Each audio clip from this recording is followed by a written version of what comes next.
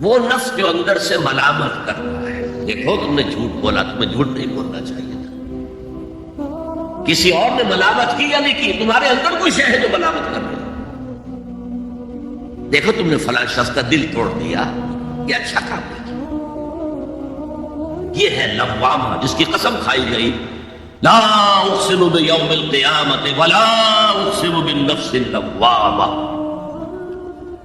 یہ نفس لوامہ ہر انسان میں ہے، اور جیسے ہمارے ظاہری وجود کے تقاضے ہیں، بھوک لگتی ہے، پیاس لگتی ہے، اسے کپڑے کی ضرورت ہے موسمی اثرات سے بچاؤ کے لیے، یہ جو مانوی شخصیت ہماری اندر ہے یہ بھی کچھ ڈیمانڈ کرتی ہے،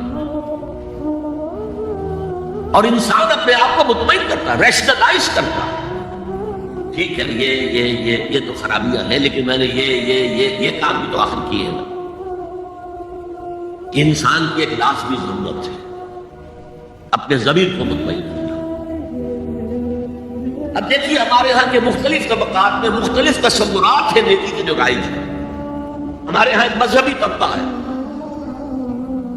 جس کے نزدیک اصل اہمیت ریچولز کی ہے، عبادات کی ہے، رسومات کی ہے۔ معاملات میں وہ دھوکہ دے رہے، سودا کر کے پھر گئے، ان کے دلوں میں نرمی نہیں ہے، سائلوں کو دھتکارتے ہیں، لیکن ایک بات سے بہت نیکی، سودی کاروبار کرتے ہیں۔ ٹھیک ہے بھائی، میں سودی کاروبار تو کرتا ہوں، میں نے مسجد میں تو بنوائی ہے، میں نے مسجد میں جھاڑ بھی تو لگوا دیا ہے، میں نے مسجد میں قالین بھی تو بچھوایا ہے۔ تو نیکی کا ایک تصور یہ ہے ہمارے، اس کا بالکل برعکس ایک تصور ہے جدید تعلیم یافتہ طبقات کا تصور۔ آپ نے بارہا سنا ہوگا گفتگو، بھائی اصل نیکی یہ ہے کہ کوئی کسی کو دھوکہ نہ دے، جھوٹ نہ بولے، وعدہ پورا کرے، اپنا فرض صحیح طور سے ادا کرے، کہیں ملازم ہے تو اپنے فرائض صحیح طور سے ادا کرے۔ باقی رہ گئی نماز ہوتا ہے، یہ تو انفرادی باتیں ہیں، یہ کوئی کرتا ہے تو اپنے لیے نہیں کرتا ہے تو کوئی بات نہیں۔ یہ دونوں ایک دوسرے کے بالکل برعکس تصورات ہیں، اور یہ ہمارے معاشرے میں جدید تعلیم یافتہ طبقات کا تصور نیکی، اور ہمارے قدیم علماء ان کے زیر اثر جو عوام ہیں ان کے تصور نیکی میں یہ زمین و آسمان کا فرق ہے۔ آپ کو معلوم ہے کہ اپنی جسم فروش عورتیں جو ہیں وہ بھی نیکی کا کوئی نہ کوئی کام کرتی ہیں۔ آپ دیکھیں کہ محرم میں سیاہ کپڑے پہن کے جلوس کے آگے آگے جا رہی ہیں، شبیلیں لگا رہی ہیں، مختلف مزاروں میں جب عرس ہوتا ہے وہاں جاتی ہیں، دھمال کھیلتی ہیں، وہی سیاہ کپڑے پہن کے، وہ بھی اپنے آپ کو مطمئن کرتے ہیں۔ مشہور ہے ایک واقعہ شہنشاہ عالمگیر اورنگزیب کا، اس نے دلی میں گانے بجانے پر پابندی لگا دی۔ اب ظاہر بات ہے جن کا یہ پیشہ تھا ان کا دھندا ختم تو آمدنی ختم، لاکھ کوششیں کی لیکن اورنگزیب ٹس سے بس نہیں ہوا۔ انہوں نے ایک عجیب ترکیب کی،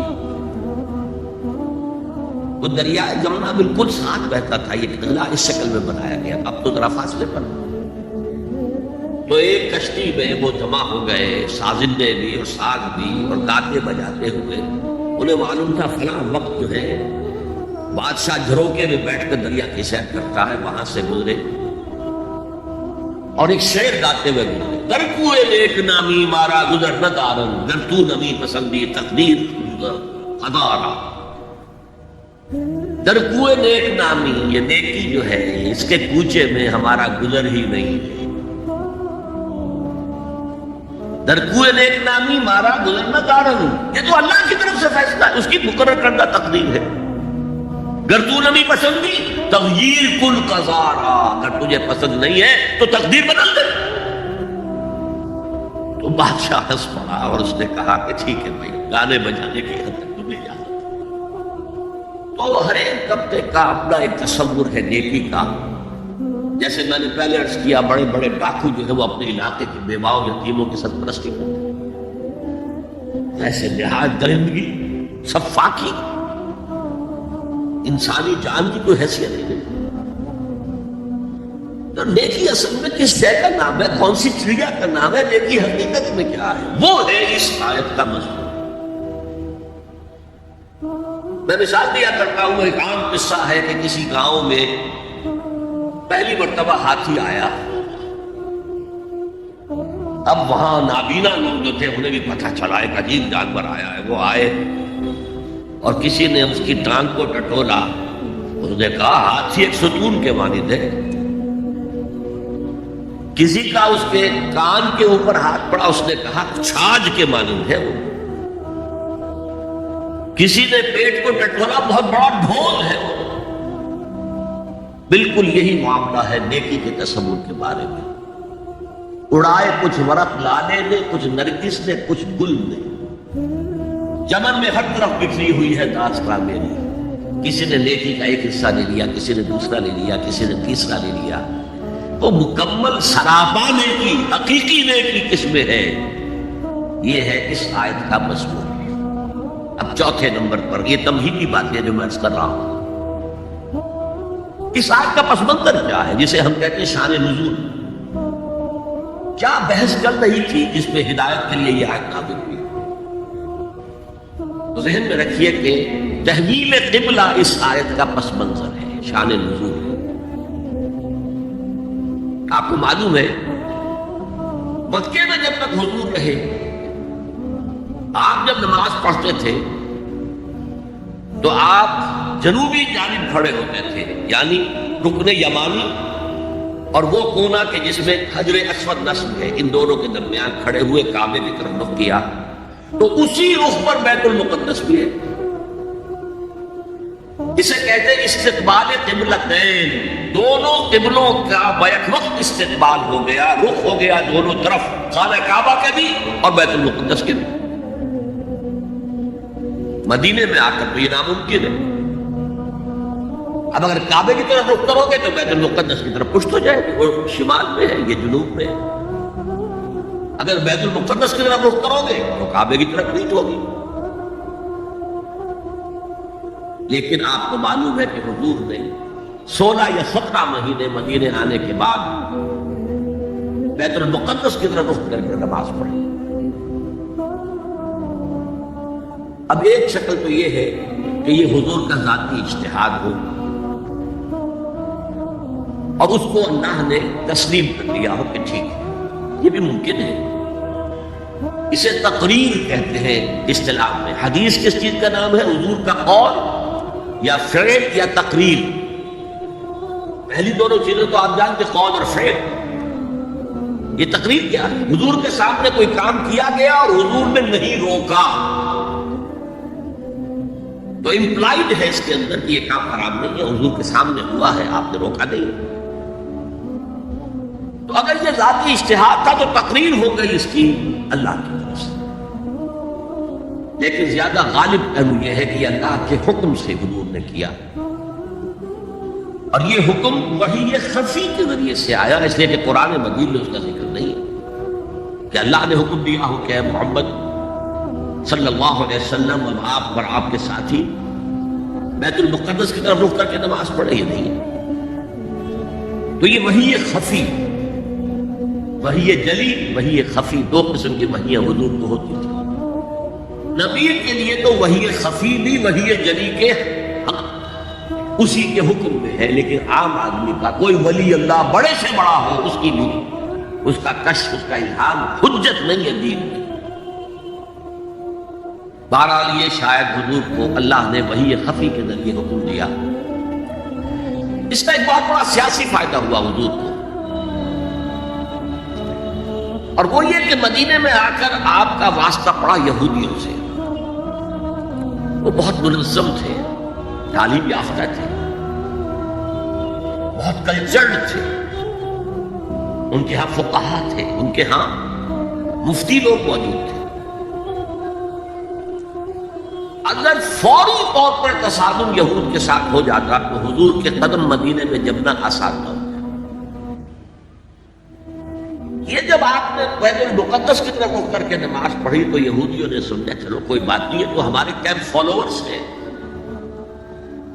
ہمارے قبلہ کا رخ کر رہے ہیں، لہذا فوری طور پر ان کی طرف سے کوئی مخالفت کو پیش نہیں کرے۔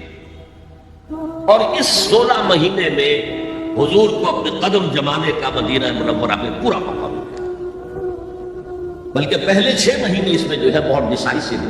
3 کام آپ نے 6 مہینے میں کیے ہیں تو بالآخر بہت ہی زیادہ فیصلہ کن ثابت۔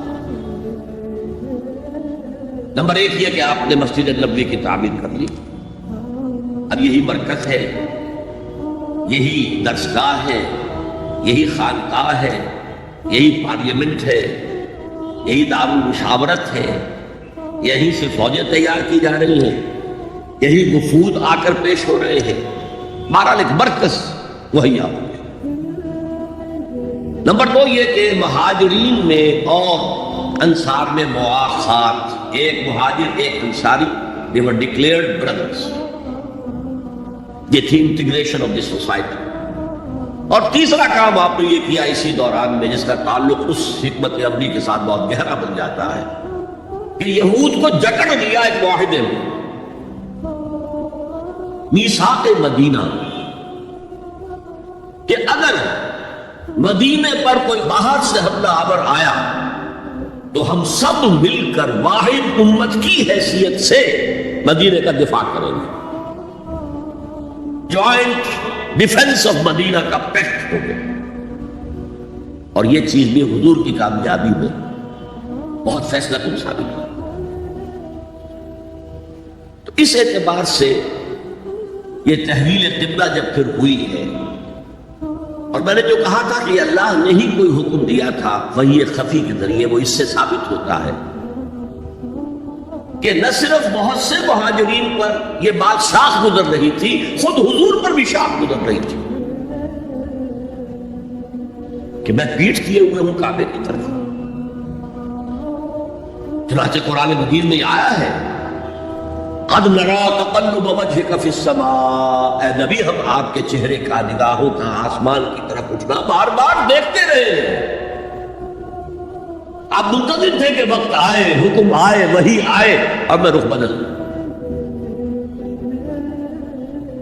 وما جعلنا القبلة التي كنت عليها إلا لنعلم من يتبع الرسول ممن ينقلب على عقبيه، یہ اللہ نے اپنی طرف منسوخ کر دیا، اور ہم نے وہ قبلہ جس پر تم اب تک رہے ہو 16 مہینے 17 مہینے یہ مقرر کیا تھا تاکہ دیکھ لیں کہ کون ہے رسول کا اتباع کرنے والے اور کون ہے جو اپنے الٹے پاؤں پھر جانے والے۔ کیا مطلب ہے اس کا؟ مہاجرین مکے سے آئے تھے، ان کے دلوں میں عظمت جو ہے کعبے کی وہ پلی ہوئی تھی اندر ٹھوک ٹھوک کر۔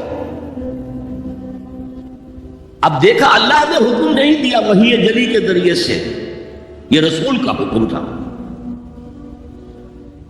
گویا کہ یہ ایک امتحان ہو گیا کہ کہیں تمہاری حمیت جاہلی، تمہاری محبت جو تمہیں کعبے سے ہے وہ تمہیں اسلام سے پھیر تو نہیں دیتی؟ آیا تم رسول کے حکم کو مقدم رکھتے ہو اور اپنی کسی سابقہ حمیت، جسے حمیت جاہلی ہم کہہ دیں گے، اس کو مقدم رکھتے ہو؟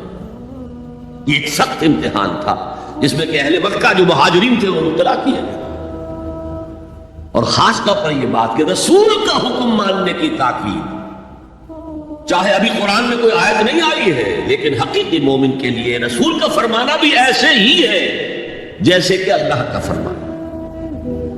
اس کی تربیت بھی ہو گئی، لیکن یہ کہ اکثر کا معاملہ یہ تھا کہ یہ معاملہ شاخ گزر رہا تھا، یہاں تک کہ حضور کا معاملہ بھی تھا، قد نرا تقلب وجهك في السماء فلنولینک قبلة ترضاها، تو اے نبی ہم بدل دیں گے قبلہ وہ جو آپ کو پسند ہے، اب رخ کرو مسجد حرام کی طرف، فولوا وجوہکم شطر المسجد الحرام، اب اپنا رخ کر لو مسجد حرام کی طرف۔ چنانچہ مدینے میں ایک مسجد القبلتین ہے، جو حضرات گئے ہیں زیارت کرتے ہیں، انہوں نے زیارت کی. حضور مدینے سے باہر ایک قبیلے کی جگہ تھی، وہ وہاں گئے ہوئے تھے، کوئی دعوت طعام تھی، دوپہر کا کھانا تھا. اسی وقت ظہر کا وقت ہو گیا. حضور نے جماعت کھڑی کی اور قبلہ جو ہے بیت المقدس. اسی نماز کے دوران یہ آیات وہی نازل ہو گئی. آپ نے فوراً رخ بدلا اور پوری جماعت نے رخ بدل لیا.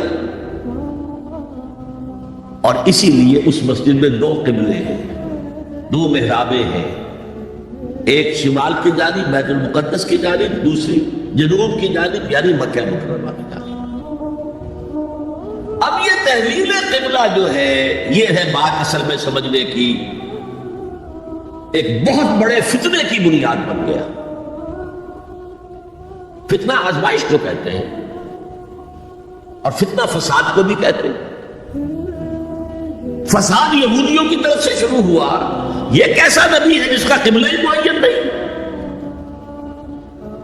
ابھی یہ شمال کی طرف رخ کر کے نماز پڑھ رہا تھا اور اب اس نے جو ہے جنوب کی طرف رخ کر لیا. کیسا رسول نہیں، کیسا نبی ہے؟ حضور کے خلاف لوگوں کو بھڑکانے کا انہیں اب ایک موقع آتا ہے. اور آپ کے علم میں ہے کہ اوس اور خزرج کے جو عوام ہیں وہ یہود کے بہت زیر اثر تھے، بہت زیر اثر تھے. وہی بات کو سمجھتے تھے ہمارے پاس نہ کوئی شریعت ہے، نہ کتاب ہے، نہ کوئی قانون ہے، نہ ہمارے ہاں کوئی مفتی ہے، نہ قاضی ہے. ان کے ہاں تو کتاب ہے، شریعت ہے، مفتی ہے، قاضی ہے. ان کا تو بڑا کلچرڈ لوگ ہیں. ایک روک تھا. لہذا یہ ایک ان کو موقع مل گیا کہ اس پر لوگوں کے جذبات کو بھڑکائیں اور حضور سے برگشتہ کریں. دوسری طرف سادہ نو مسلمانوں کے اندر بھی ایک فتنہ بطور آزمائش آ گیا کہ اگر اصل قبلہ یہ تھا تو یہ 16 مہینے کی نمازیں تو ہماری حقارت نہیں، محنت رخ پر پڑی. اور نماز تو دین کا اصل ستون ہے اور یہ نمازیں ہماری ضائع ہو گئی. یہ ان کے دلوں میں ایک وسوسہ پیدا ہوا. اس پہلو سے اس مسئلے پر بڑی مفصل گفتگو قرآن میں ہوئی ہے میرے اور آپ کے لیے. بلکہ مجھے اعتراف ہے کہ میں یہ سوچتا نا اتنی مفصل گفتگو بار بار فَوَلُّوا وُجُوهَكُمْ شَطْرَ الْمَسْجِدِ الْحَرَامِ فَوَلُّوا وُجُوهَكُمْ شَطْرَهُ، یہ بار بار پورے 2 رکوع قرآن مجید میں، سورہ بقرہ کا 17واں رکوع 18واں رکوع اسی پر. اس لیے کہ ہم اس سینسٹیونیس کا اندازہ نہیں کر سکتے کہ جو اس وقت پیدا ہو گئی تھی اس پر. تحویل قبلہ پر یہ معمولی نہیں بات تھی. یہود نے سمجھ لیا تھا کہ اب معلوم ہوا یہ ایک نئی امت کا آغاز ہے، اس کا مرکز اب نیا بن گیا ہے. اب تک وہ سوچ رہے تھے کہ ہمارے ہی چنانچہ ایک اور واقعہ ہوا تھا کہ یہ عاشورہ کا روزہ رکھتے تھے یہودی. حضور نے پوچھا کیوں رکھتے ہو 10ویں محرم کا روزہ؟ انہوں نے کہا کہ اصل میں ہمیں جو نجات ملی تھی فرعون سے، فرعون کو جو غرق کیا گیا تھا لاؤ لشکر سمیت، وہ 10 محرم کو ہوا تھا، ہم شکرانے کے طور پر روزہ رکھتے ہیں. انہوں نے فرمایا کہ موسیٰ کے تو ہم تم سے زیادہ مستحق ہیں، لہذا مسلمانوں کو حکم دیا کہ تم بھی 10ویں محرم کا روزہ رکھا کرو. اب یہ چیزیں ایسی تھیں کہ جس سے وہ پیسیفائڈ تھے ایک طرح سے کہ نہیں یہ کوئی نئی چیز نہیں ہے، یہ ہمارے کیمپ فالوورز ہیں. بلکہ حضور نے فرمایا تم 2 روز کا روزہ رکھو، 9ویں محرم کا بھی 10ویں کا. بہرحال اس پر جو ایک تشویش ہوئی ہے، اس تشویش کو دور کرنے کے لیے 2 رکوع 17واں 18واں رکوع 2 رکوع پورے کے پورے اسی بحث پر مشتمل ہیں. اور اس کے علاوہ اب میں مثال دوں کہ میرا ایک ہاتھ یوں ہے، ایک ہاتھ یوں ہے، بیچ میں میرا جسم ہے، تو اس بحث کا جسم جو ہے وہ 2 رکوع ہیں، رکوع 17واں 18واں. لیکن ادھر دور پہلے ایک آیت آ گئی تھی جس نے زمین ہموار کی. للہ المشرق والمغرب فینما تولوا فثم وجہ اللہ. 2 رکوع پہلے مشرق و مغرب سب اللہ کے ہیں، جدھر بھی رخ کرو اللہ کا رخ ہے. قبلے کا مطلب یہ تو نہیں ہے کہ اللہ اس سمت میں محدود ہے، معاذ اللہ. اللہ کا رخ اللہ کو مشرق میں ہے، مغرب میں ہے، شمال میں ہے، جنوب میں ہے، فوق میں ہے، تحت میں ہے، ہر جگہ ہے. للہ المشرق والمغرب فینما تولوا فثم وجہ اللہ، مشرق و مغرب سب اللہ کے ہیں، جدھر بھی تم رخ کرو گے وہ اللہ کرو گے۔ یہ تمہید ہو گئی تھی۔ اس کے بعد ایسے وہاں جا کر عجیب سا محسوس ہوتا ہے کہ یہاں تو کوئی سیاق و سباق تو تھا نہیں، یہ آیت کس حوالے سے آئی ہے؟ اصل میں اس بحث کے لیے تمہید وہاں سے شروع کر کے بات چھوڑ دی گئی، اور پھر 2 رکوع آگے جو ہے وہ یہ آیت آ گئی کہ اگر ابھی کوئی ریزیڈول ایفیکٹ باقی ہے تو اب ان سے کہا جا رہا ہے سخن شناس نہیں دل برا خطا جاست، لوگوں تم بات نہیں سمجھتے، سخن شناس نہیں ہو اے میرے محبوب، دل برا سخن شناس نہیں دل برا خطا جا، خطا یہاں ہے، تم جسے اصل نیکی سمجھ بیٹھے ہو ریچول ظاہری شکل، وہ اصل نیکی نہیں ہے، وہ کل نیکی نہیں ہے۔ نیکی تو اصل میں ایک روح ہے جو پورے وجود میں سرایت کرتی ہے، ایک بالکل مختلف انسان وجود میں لاتی ہے، ایک پورا مختلف کردار وجود میں لاتی ہے۔ نیکی تو حقیقت میں وہ ہے، جیسے کہ ہمیں معلوم ہے نماز کا ایک ظاہر ہے، فقہ اس سے بحث کرے گی، لیکن اصل نماز آپ کو اللہ کی حضوری کا شرف حاصل ہوا، کچھ حضور قلب میسر آیا، کوئی خشوع و خضوع ہوا، کوئی اللہ کے ساتھ مخاطبت اور مکالمے کی صورت پیدا ہوئی؟ کیا تم نے جب سجدہ کیا تو محسوس کیا کہ تم نے اپنے رب کے قدموں پر اپنا سر رکھ دیا ہے؟ اگر یہ نہیں ہے تو ٹھیک ہے، فقہی نماز ادا ہو گئی، اصل نماز تو ادا نہیں، نماز کی روح تو تم نے نہیں پائی۔ تو ہر شے کا ایک ظاہر ہے اور ایک اس کی روح ہے، باطنی روح۔ ہم اپنی مجبوری سے ظاہری ہی بات کو دیکھ سکتے ہیں، روح تو ہماری نگاہوں کے سامنے ہے نہیں، جس کا نتیجہ یہ نکلتا ہے کہ صرف ظاہر ہی ظاہر رہ جاتا ہے، روح کی طرف توجہ ہی نہیں ہوتی۔ اور یہی سب سے بڑا الزام، سب سے بڑی تنقید حضرت مسیح کی تھی یہودیوں پر۔ تم مچھر چھانتے ہو اور سموچے اونٹ نکل جاتے ہو۔ ظاہری معاملات میں، فقہی معاملات میں بحثیں ہو رہی ہے، مفصل بحثیں ہو رہی ہے، اور کفر کے فتوے لگ رہے ہیں، تم نے اگر یہ کر دیا تو یہ ہو گیا، اور سموچے اونٹ نکل رہے ہو، حرام کاموں میں تم ملوث ہو، سود تم لے رہے ہو۔ یہ ہے کہ تمہارا معاملہ سارا کا سارا دین کی ظاہر سے رہ گیا، اور یہ جو فرمایا ہے کہ تمہاری مثال ان قبروں کی سی ہے جن کے اوپر تو سفیدی کر رکھی ہے لیکن اندر گلی سڑی ہڈیوں کے سوا کچھ نہیں۔ روح دین سے تم ناآشنا ہو چکے ہو، محبت خدا بندی تم میں نہیں ہے، لیکن ظاہر پرستی ہے، مظاہر پرستی ہے، ریچولزم ہے، تمہارا دین یہ بن کر رہ گیا۔ آج ہمارے ہاں بھی صورتحال مختلف نہیں ہے، میں عرض کر چکا ہوں۔ سب سے بڑا طبقہ ہمارے ہاں ظاہر بات ہے کہ جو ہمارے علماء کے زیر اثر ہے، اور وہ فقہاء ہے، اور فقیہ کا کام یہ ہے کہ وہ ظاہر سے بحث کرے، باطن سے تو بحث نہیں کر سکتا۔ لہذا ریچولز ہی ریچولز رہ گئے ہیں، حقیقی روح ہر شے کی ختم ہو چکی ہے۔ رہ گئی رسم اذان روح بلالی نہ رہی، اور فلسفہ رہ گیا تلقین غزالی نہ رہی، نماز و روزہ و قربانی و حج یہ سب باقی ہے، تو باقی نہیں۔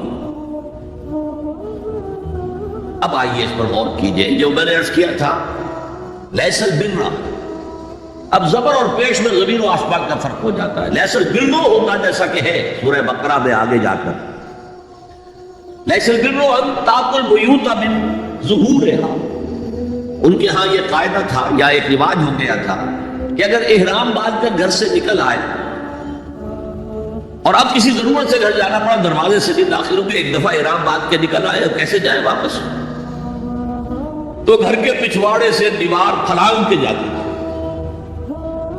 تو وہاں کہا یہ کوئی نیکی نہیں ہے۔ لیس البر ہوتا تو اس کا مطلب ہوتا سرے سے کوئی نیکی نہیں ہے، یہ تو ہمارا من گھڑت ایک خیال۔ لیس البر یہ خبر ہے جسے مقدم کیا گیا ہے، اور اس کا مفہوم اب ہو گیا حسب، کل نیکی یہ نہیں ہے۔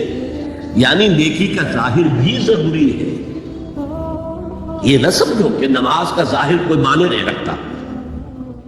طہارت حاصل ہوئی ہے یا نہیں ہوئی ہے, وضو صحیح ہوا ہے یا نہیں ہوا ہے, جو پانی استعمال کیا تھا وہ بھی پاک تھا کہ نہیں تھا, یہ ساری چیزیں ضروری ہیں. دین کا ظاہر بھی ضروری ہے. یہ نہ نفی کیجیے کہ ان فقہا کا کیا ہے, ظاہر حکم لیتے ہیں. ہمارے ہاں بعض جو ہیں انتہا پسند جو ہیں, جو ملنگ ٹائپ صوفی ہوتے ہیں, ایک تو حقیقی کوئی صوفی ہو, ایک ملنگ تھا, وہ ان تمام چیزوں کو چھوڑ بیٹھے. جیسے میں نے آپ کو شعر سنایا تھا اور اختلاف بھی کیا تھا, مولانا روم نے کچھ زیادتی کی ہے, سختی کی ہے, انداز بیان اچھا نہیں ہے کہ ماذ قرآن مغزہ برداشتیں مستخا پیش سگاں انداختیں. ہم نے قرآن سے اس کا اصل مغز جو ہے وہ کشید کر لیا ہے, ہڈی کا گولا ہم نے کھینچ لیا, اب ہڈی خالی ہمیں پھینک دی.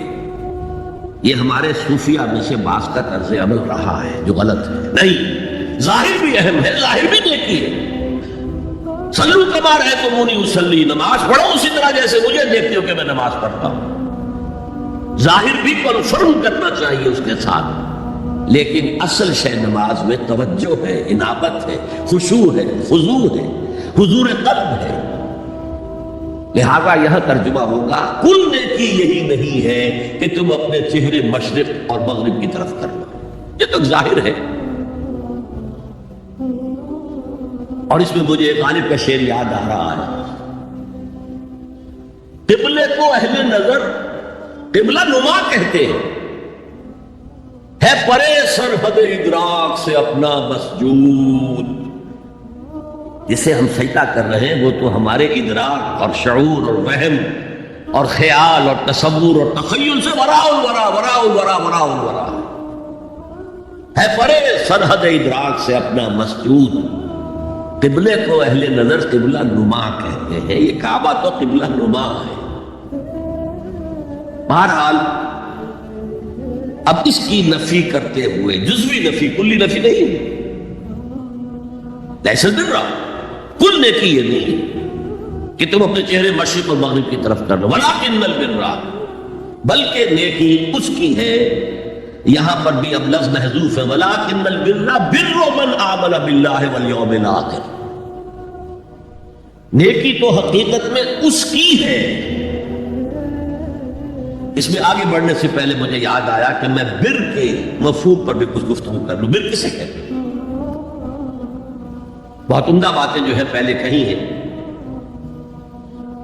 بر اور بر یہ دونوں مادہ تو ایک ہی ہے, بحر و بر. جب تک انسان سمندر میں رہتا ہے, آج کا تو خیر تصور نہ کیجئے, پہاڑوں جیسے جو ہے پہاڑ سمندر میں چل رہے ہوتے, عام حالات میں کوئی اس کے ادھر ادھر جو ہے کوئی ہچکولے محسوس نہیں ہوتے. لیکن پرانے زمانے کے سمندر کا تصور کیجئے تو ہر وقت وہ ہے آدمی غیر مطمئن ہوتا تھا. اسی وقت کچھ ہو سکتا ہے, ہچکولا آ رہا ہے, ادھر سے آ رہا ہے, ادھر سے آ رہا ہے, تو دل میں خوف سا رہتا تھا, ایک بے چینی سی رہتی تھی, عدم تحفظ کا ایک احساس رہتا تھا. بر پر, خشکی پر آتے ہی اطمینان ہو گیا. تو یہ اصل میں انسان کے باطنی اطمینان کے لیے, جو ابھی آپ نے فرمایا کہ دیکھی وہ ہے کہ جس کو کر کے تمہیں خوشی حاصل ہو, اور فتویٰ اپنے دل سے لے لیا کرو. ما حاک فی صدرک, جو کچھ تمہارے سینے کے اندر جو کچھ جس سے خدبن ہو جائے, جس سے بے چینی ہو جائے, وہ اسم ہے, وہ گناہ ہے. الاسم ما حاک فی صدرک مکرہت ان یطلع علیہ, اور گناہ وہ ہے کہ جس کے بارے میں تمہیں یہ پسند نہ ہو کہ لوگوں کو اس کی اطلاع ہو, وہ گناہ ہے. اس میں بھی مجھے جیسے انگریزی کی ایک نظم کا سٹینزا جو ہے یاد آیا تھا, art is long and time is fleeting, دوڑا جا رہا ہے یہ وقت, and our hearts though stout and brave still like muffled drums are beating funeral marches to the grave. اپنے دل کی ہر بیٹ کے ساتھ ہم اپنی قبر سے قریب سے قریب تر, قریب سے قریب تر ہوتے ہیں. اسی طرح کی ایک نظم ہے, بڑی پیاری نظم ہے. Charities that soothe and heal and bless are scattered over the feet of men like flowers. وہ بھلائیاں، وہ نیکیاں، وہ خدمت خلق. Charities which soothe and bless and heals. دل کے اوپر مرہم سا رکھا جاتا ہے نیک کام کر کے. دل کو خوشی ہوتی ہے نیک کام کر کے. Charities that soothe and heal and bless are scattered on the feet of man like flowers. یہ تو ان پھولوں کے مانند ہے جو انسان کے قدموں میں پڑے ہوئے ہیں، جس کو چاہے اٹھا لے، جو چاہے اٹھا لے. No mysteries here, no special boon for the high and not for the low. The smoke ascends as high from the heart of a humble cottage as from that of a haughty palace. دھواں اٹھتا ہے تو ایک کٹیا میں جو چولہا جل رہا ہے اس سے بھی اٹھے گا تو جائے گا اوپر، اور محل کا کوئی بہت بڑا کچن ہے تو اس سے بھی اٹھے گا تو اوپر جائے گا. لہذا یہ غریب اور امیر کا فرق نہیں ہے، ہر شخص اس نیکی میں سے حصہ لے سکتا ہے. تمہارے پاس ایک روٹی تھی، تم نے آدھی دے دی کسی مانگنے والے کو، تمہارا حصہ ہو گیا، بہت بڑا حصہ ہو گیا. اور کسی بڑے امیر آدمی نے 150 جو ہے مسکین کو کھانا کھلا دیا، وہ اس کے قریب بھی نہیں آ سکے گا اجر و ثواب کے اعتبار سے اس شخص کے کہ جس کے پاس ایک ہی روٹی تھی اور اس نے آدھی دی. تو بر جو ہے حقیقت میں لیس البر ان تولوا وجوهكم قبل المشرق والمغرب ولكن البر من آمن بالله واليوم الآخر والملائكة والكتاب والنبيين. میں بھی ایک زمانے میں اس پر کچھ متردد سا ہوتا تھا، کچھ سوچتا تھا یہ نیکی کا تعلق تو ہم عمل سے سمجھتے ہیں یا ایمان کی بحث کی کیا ضرورت ہے؟ ایمان تو ایک باطنی حقیقت ہے، نیکی جو ہے وہ ظاہری خارجی حقیقت ہے. لیکن پھر سمجھ میں آیا کہ اصل نیکی وہ نیت ہے جس کے ساتھ وہ کام کیا جا رہا ہے. اگر خیرات بانٹی جا رہی ہے، جھگیوں میں جا کر نیلے کچیلے بچوں کو گود میں لے کر اپنی سفید عسکروں کو بھی خراب کیا جا رہا ہے، اور معلوم ہے کہ یہ اس لیے کر رہا ہے کہ آئندہ الیکشن میں کھڑا ہونا ہے، تو کوئی ہے جو کہے گا کہ یہ نیکی ہو رہی؟ کام تو بظاہر بڑی نیکی کا کام ہے. نیکی کے لیے شرط اول اللہ پر ایمان ہے، اس کی موٹیویشن لو آف گاڈ. اس کے سوا اگر کوئی اور موٹیو ہے، اگر دنیا میں شہرت چاہیے، اگر اس نیکی کے ذریعے سے بھی مال کمانے کا معاملہ ہے، دھندا ہے، نیکی کے پردے میں دھندا ہو رہا ہے، وہ نیکی نہیں ہے، چاہے ظاہری اعتبار سے وہ بہت بڑی نیکی ہو. تو سب سے پہلا مسئلہ نیت کا ہے، نیت کا ہے، نیت کا ہے. کس ارادے کے تحت یہ نیکی کی جا رہی ہے، کیا مقصود ہے، کیا مطلوب ہے. چنانچہ نوٹ کیجئے اکثر محدثین نے اپنے جو مجموعے مرتب کیے احادیث کے، ان میں پہلی آیت کون سی، پہلی حدیث کون سی لاتے ہیں؟ حضرت عمر رضی اللہ تعالیٰ عنہ سے روایت ہے، انما الاعمال بالنیات. نیکیوں کا، نیک اعمال کا دار و مدار نیتوں پر ہے. وانما لكل امرئ ما نوى. ہر شخص کو وہی کچھ ملا گا جس کو اس نے نیت کی ہوگی. فمن كانت هجرته الى الله ورسوله فهجرته الى الله ورسوله. جو کوئی ہجرت کر رہا ہے، مکے میں گھر بار چھوڑ کر جا رہا ہے، اپنے وطن کو ترک کر کے جا رہا ہے مدینے کی طرف، صرف اللہ اور رسول کے لیے، اس کی ہجرت اللہ اور اس کے رسول کے لیے. ومن كانت هجرته للدنيا يصيبها. اور اگر اس شخص کی ہجرت دنیا کے لیے ہے، اس کو حاصل کرنا. مثلا میں دیتا ہوں مثال، ایک مسلمان تھا، اس کا کوئی کاروبار تھا، اس کے خریدار مسلمان ہی تھے، وہ جا رہے ہیں، اب کیا کرے گا؟ مشرکوں نے سوچا اس کا سامان بھی لے لو، اب وہ بھی چلے جا رہے ہیں. یہ اللہ کو معلوم ہے کہ اس کے ہجرت کا اصل سبب کیا ہے، ہم نہیں طے کر سکتے. لیکن اللہ کے ہاں جو کھاتا کھلا ہوا ہے اس کی یہ ہجرت جو ہے اللہ اور اس کے رسول کے لیے شمار نہیں. وَمَنْ كَانَتْ هِجْرَتُهُ لِدُنْيَا يُصِيبُهَا أَوِ امْرَأَةٍ يَنكِحُهَا، یا کسی عورت کے لیے ہو کہ اس سے نکاح کرے. کسی خاتون سے وہ شادی کا خواہش مند تھا، وہ خاتون ہجرت کر کے مدینے چلی گئی، اب یہ بھی باندھے کچے دھاگے سے بندھے ہوئے چلے جا رہے ہیں، تو یہ تو در حقیقت اس عورت کے کھاتے میں ہجرت جائے گی، اللہ اور اس کے رسول کی ہجرت میں نہیں. تو اصل شے یہ ہے نیکی کا وہ کام جس کا ظاہر بھی نیکی کا ہو اور باطن بھی ہو، یہ موٹیویشن صرف اللہ کی رضا ہو، اللہ کی محبت اور اللہ کی رضا کا حصول. یہ ہے پازیٹیو موٹیو. ایک نیگیٹو سائڈ بھی ہے. سب لوگ ذہنی اعتبار سے اتنے بلند نہیں ہوتے کہ اللہ کی محبت وہی اصل محرک بن جائے. یہی وجہ ہے کہ حضور نے اس کو صلی اللہ علیہ وسلم کمال ایمان سے تعبیر کیا ہے. من احب للہ وابغض للہ واعطى للہ ومنع للہ فقد استکمل الایمان. جس نے کسی سے محبت کی تو اللہ کے لیے کی، کسی سے نفرت اور بغض رکھا تو اللہ کے لیے رکھا کہ اللہ کو اس سے نفرت کرنا پسند ہے، اور کسی کو کچھ دیا تو اللہ کو خوش کرنے کے لیے دیا، اور کسی سے کچھ چیز روکی تو صرف اس لیے کہ اللہ کو اس کا روکنا پسند ہے. تو اس شخص نے اپنے ایمان کی تکمیل کر لی. اگر اس کا موٹیو خالص ہو گیا ہے اللہ کی محبت اور اللہ کی رضا کا حصول، تو اصل میں نیکی ہے. ورنہ چاہے بظاہر کتنی ہی بڑی نیکی نظر آئے وہ نیکی ہے، لیکن جو لوگ اس حد تک نہ پہنچ پائے ہو، استکمال ایمان تک، تکمیل ایمان تک، تو ان کے لیے ایک اور موٹیو بھی ہے، والیوم الآخر، قیامت کا دن، جزا و سزا کا یقین، اللہ کا خوف، آخرت کے محاسبے کا خوف. خوف بھی ایک بہت بڑا موٹیو ہے، بہت بڑی موٹیویٹنگ فورس ہے.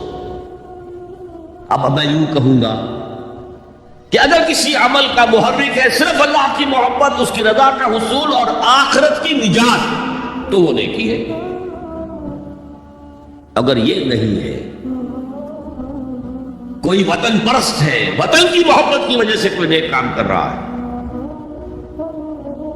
اس کا وہ کام وطن پرستی کے کھاتے میں جائے گا، خدا پرستی کے کھاتے میں نہیں جائے گا. کوئی قوم پرست ہے، اپنی قوم کی محبت میں کچھ کر رہا ہے، تو اس کا وہ نیک کام قوم پرستی کے کھاتے میں جمع ہوگا، خدا کی پرستش کے لیے نہیں. یہ ہے موٹیو کا فرق، اور یہ ہے موٹیو کی اہمیت، اور اس کا تعلق ہے ایمان باللہ اور ایمان بالآخرہ سے. ایک حدیث میں حضور نے فرمایا کہ قیامت کے دن سب سے پہلے 3 اشخاص کا معاملہ پیش ہوگا. ایک وہ تھا کہ جو اللہ کی راہ میں جنگ کرتا ہوا مارا گیا تھا، دنیا میں شہید سمجھا جا رہا تھا. ایک وہ تھا جسے اللہ نے علم بہت دیا تھا اور اس نے علم کو پھیلایا خوب پھیلایا. اور ایک وہ جس کے پاس جس کو اللہ نے بہت دولت دی تھی، اور اس نے دولت جو ہے نیکی کے کاموں میں، بھلائی کے کاموں میں، غربا، یتاما، مساکین کے لیے خرچ کیا. اب اللہ پوچھے گا ان شہید صاحب سے کہ دیکھو میں نے تمہیں صحت دی تھی، جسمانی قوت دی تھی، تم نے کیا کیا؟ وہ کہے گا اے اللہ میں نے تیرے لیے قتال کیا اور اپنی جان دے دی. اللہ فرمائے گا کذبت، تو نے جھوٹ بولا. انک قد قاتلت لئن یقال جریء، تو نے تو اس جنگ میں حصہ لیا تھا اس لیے کہ تیری شجاعت کا ڈنکا بج جائے، تیری جرأت کی شہرت ہو جائے. وقد قیل، وہ کہا جا چکا، اب یہاں تمہارے لیے کچھ نہیں ہے. اور فرشتوں کو حکم ہوگا اور اودے منہ گھسیٹتے ہوئے اس کو جہنم میں ڈال دیں.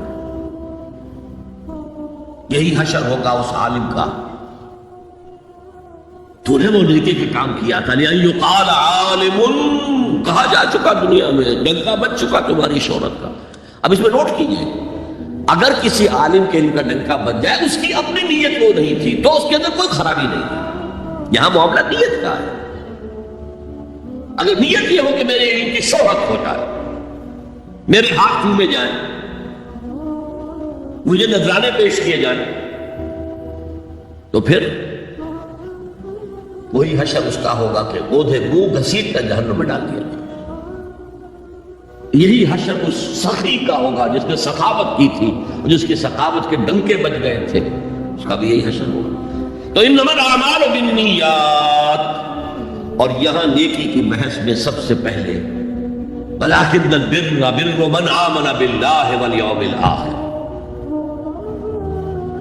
اب جو والملائکۃ والکتاب والنبیین، ان تینوں کو جمع کر لیجئے، اس سے مراد ہے نبوت اور رسالت۔ ملائکہ وحی کا ذریعہ ہے جو انبیاء تک لے کر آتے رہے، اس وحی کا جو ریکارڈ مرتب ہوا وہ کتابیں ہیں، اور جن پر وہ وحی آئی وہ نبی ہیں۔ ان تینوں کو جمع کر لیجئے، رسالت، ایمان باللہ، ایمان بالآخرہ اور ایمان بالرسالت۔ اب اس کا تعلق کیا ہے نیکی کے ساتھ؟ یہ ذرا گہری بات ہے۔ دیکھیے نیکی کا جذبہ بھی، جو انسان کے پیشنز ہوتے ہیں وہ اندھے بہرے ہوتے ہیں۔ پیشنز، جذبات، نیکی بھی ایک جذبہ ہے۔ کبھی یہ جذبہ حد اعتدال سے تجاوز کر کے بدی بنا دیتا ہے، کیسے رہبانیت، ترک دنیا، شادی نہیں کروں گا، گھر گھرستی کا بکھیڑا مول نہیں لوں گا، بس اللہ سے لو لگاؤں گا۔ ظاہر بات ہے جس نے بھی فیصلہ کیا نیکی کے جذبے کے تحت کیا نا، لیکن اس کا جو نتیجہ نکلا اکثر و بیشتر پھر حرام کاری ہوئی۔ آپ عیسائیت کی جو ہے ہسٹری آف کرسچن موناسٹسزم، اس کا مطالعہ کیجئے، انہوں نے خود لکھا ہے کہ بظاہر راہب خانے ہیں، راہب اور راہبائیں رہتی ہیں، اور ان کے تہخانوں میں حرامی بچوں کے قبرستان ہو جاتے تھے۔ یہ نیکی کے جذبے نے بدی کو جنم دیا ہے۔ حضور کے ساتھ ایسا ہوا، 3 اشخاص آئے، انہوں نے حضور کی ازواج مطہرات سے معلوم کیا آپ رات کو کتنا وقت نماز میں لگاتے ہیں، آپ مہینے میں کتنے نفلی روزے رکھتے ہیں۔ اب جو کچھ انہیں بتایا گیا، حضور کی زندگی کھلی کتاب تھی، بتا دیا گیا اتنا عرصہ جو ہے آپ رات کو تہجد پڑھتے ہیں، بتا دیا گیا مہینے میں اتنے روزے رکھتے ہیں۔ انہوں نے اسے کم سمجھا، فتقالوها، قلیل سمجھا کہ یہ تو زیادہ نہیں ہے، ہمارا تو خیال تھا کہ آپ ساری رات ہی کھڑے رہتے ہو۔ لیکن اپنے دل کو مطمئن کرنے کے لیے کہ حضور کی کہیں توہین بھی نہ ہو جائے، کہا جی انہیں تو ضرورت نہیں ہے، وہ تو معصوم ہی ہے، ان کی خطائیں عمل تو ہوتی نہیں، اگر کوئی ہے بھی تو اللہ نے کہہ دیا قد غفر اللہ لک ذنبک ما تقدم منها وما تاخر، اللہ نے تو معاف کر دی اگلے پچھلے سارے گناہ، میرے لیے یہ کافی نہیں ہے۔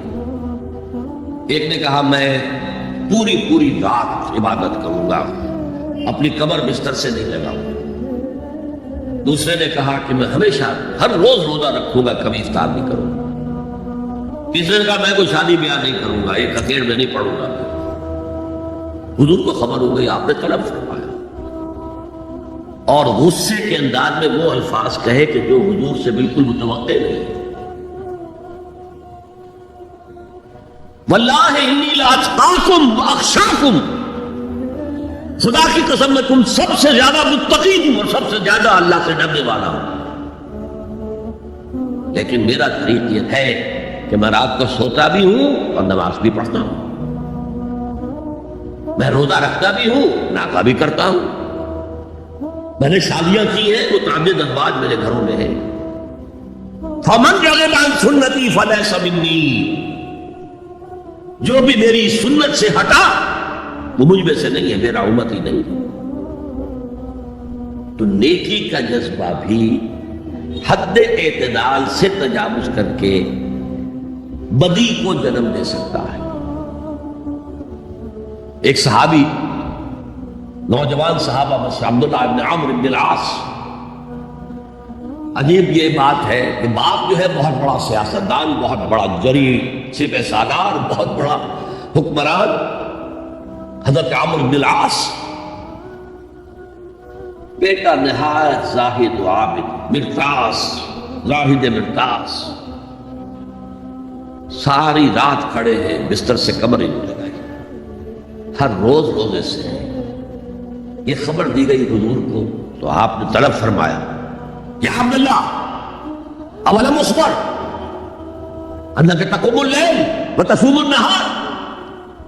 اے عبداللہ مجھے یہ خبر نہیں دی گئی ہے، یعنی یہ بات جو ہے صحیح ہے کہ نہیں؟ یہ تم ساری رات عبادت کرتے ہو، ہر روز روزہ رکھتے ہو. کیا کہہ سکتے تھے؟ بلا یا رسول اللہ، حضور ایسا تو ہے. فرمایا لا تفعل، ہرگز ایسا مت کرو. فإن لزوجك عليك حقا وإن لزوجك عليك حقا بل إن لنفسك عليك حقا. تمہارے نفس کے بھی تم پر حقوق ہے، تمہاری بیوی کے بھی تم پر حقوق ہے. ان کی زوجہ سے کسی نے پوچھا تھا تم ہمیشہ میلی کچیلی رہتی ہو، کبھی ہم نے تمہیں کسی اچھے لباس میں کس کوئی جسے سلہار کہہ دیتے کہ میں نے دیکھا؟ تو ان کا کہ مجھے کیا غرض ہے، تمہارے بھائی کو تو مجھ سے کوئی غرض ہے ہی نہیں، میں کس کے لیے بناؤ سنگار کروں. یہ بھی الفاظ آتے ہیں. فرمایا ہرگز مت کرو. میں تو کرتا ہوں، میں روزے بھی رکھتا ہوں لیکن نہیں بھی رکھتا، میں نماز پڑھتا ہوں سوتا بھی، میری بیویاں ہیں متعدد، تو میری سنت اگر تم نے چھوڑ دی تو تمہارا مجھ سے کوئی تعلق نہیں ہوگا. اس کا مطلب کیا ہوا؟ تو سبب نیکی کا ایک ماڈل بھی سامنے رہنا چاہیے جس میں توازن ہو، اعتدال. انبیاء وہ توازن پیش کرتے ہیں اپنے کردار اور شخصیت کے ذریعے سے. وہ جو فرمایا گیا لقد کان لکم فی رسول اللہ اسوۃ حسنہ، تمہارے لیے اللہ کے رسول کی شخصیت میں ایک اچھا نمونہ ہے. یہ نمونہ معتدل ہے، متوازن ہے. حضرت عائشہ فرماتی ہے حضور ہمارے مابین تشریف فرما ہوتے تھے، پیار اور محبت کی باتیں بھی ہوتی تھی. حضور ہمارے ہاں کے جو ذرا زیادہ دیندار، جنہیں زیادہ مسالہ لگ جاتا ہے، وہ کرخت مزاج کے گھروں میں بھی والدہ داخل کیا ہوا قیامت آ گئی ہے، تو اس طرح کا نہیں تھا معاملہ. اپنی بیویوں کی دل جوئی، ان سے محبت اور پیار کی باتیں. لیکن حضرت عائشہ فرماتی ہے کہ ہمارے درمیان بیٹھے ہوتے تھے اور پیار و محبت کی گفتگو ہو رہی ہوتی تھی، اذان کی آواز آتے ہی ایسے ہی اٹھ کر چل دیتے تھے جیسے ہمیں جانتے بھی نہیں کہ ہم کون ہیں. یہ توازن پیدا کرو، ترک دنیا نہیں، دنیا میں رہو اور پھر وہ کردار پیش کرو جو محمد نے پیش کیا صلی اللہ علیہ وسلم اور آپ کے صحابہ نے پیش کیا. دنیا میں رہتے ہوئے ترک دنیا اس معنی میں دنیا مقصود نہ بن جائے، مطلوب نہ بن جائے. لا مقصود الا اللہ، لا مطلوب الا اللہ، لا محبوب الا اللہ. تو یہ ہے اس نیکی کی بحث میں ایمان بالرسالت کا معاملہ. اب آگے چلتے ہیں. وَآتَى الْمَالَ عَلَىٰ حُبِّهِ، اور دیتا ہے وہ اپنا مال، یا دیا اس نے اپنا مال اس مال کی محبت کے باوجود، علی الرغم.